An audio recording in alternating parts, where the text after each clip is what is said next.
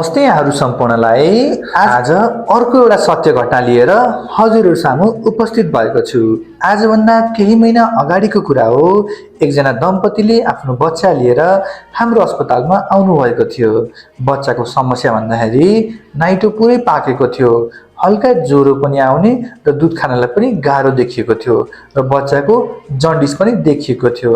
बच्चाको रगत चेक गर्दाखेरि बच्चाको रगतमा संक्रमण पनि देखियो र त्यो संक्रमण भनेको जुनसुकै बेला पनि दिमागमा गएर दिमागको ढक्कन जुन हुन्छ, दिमागलाई कभर गर्ने लेयरहरू हुन्छ, त्यसमा पनि संक्रमण हुन सक्ने भएको हुनाले हामीले ढाडको पानी पनि निकाल्यौं र ढाडको पानी निकाल्दाखेरि बच्चालाई अघि भने जस्तै दिमागलाई ढाक्ने पत्रको संक्रमण अर्थात् मेनिन्जाइटिस देखिएको रहेछ।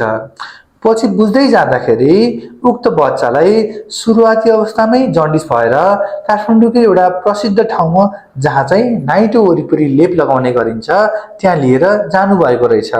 नाइटो वरिपरि लेप लगाउँदाखेरि त्यो लेपले गर्दा नाइटोमा संक्रमण भयो र शरीरमा जुनसुकै ठाउँमा पनि संक्रमण छ भने, जस्तो कि रगतमा संक्रमण छ, छालामा संक्रमण छ, पिसाबमा संक्रमण छ वा अन्य कुनै स्रोतमा संक्रमण छ भने जुनसुकै बेला पनि त्यो संक्रमण दिमागको पत्रमा जाँदाखेरि दिमागको संक्रमण हुने सम्भावना एकदमै बढी हुन्छ र उक्त बच्चाको पनि सरसर्ती हेर्दाखेरि नाइटोको इन्फेक्सन नै रगत हुँदै मेनिन्जाइटिस भयो कि भन्ने देखियो।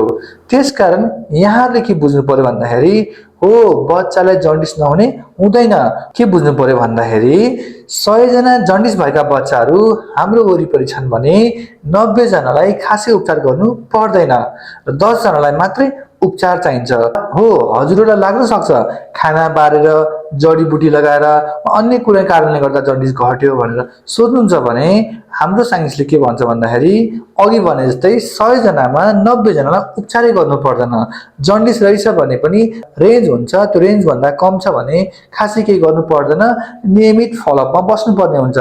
र यसरी नबुझिकन अरूको हल्लाको लैलैमा अझ भिड कहाँ छ, फेमस कुन ठाउँ छ, राम्रो कुन ठाउँ छ भनेर बिना प्रमाण बिना साइन्टिफिक रिजन यसरी उपचार गराउँदाखेरि यसरी संक्रमित भएर थुप्रै बच्चाहरू हामी कहाँ बेला बेलामा आउने गर्नुहुन्छ।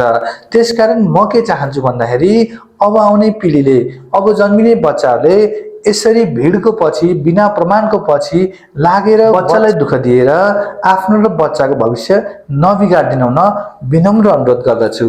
हस्, धन्यवाद, नमस्ते।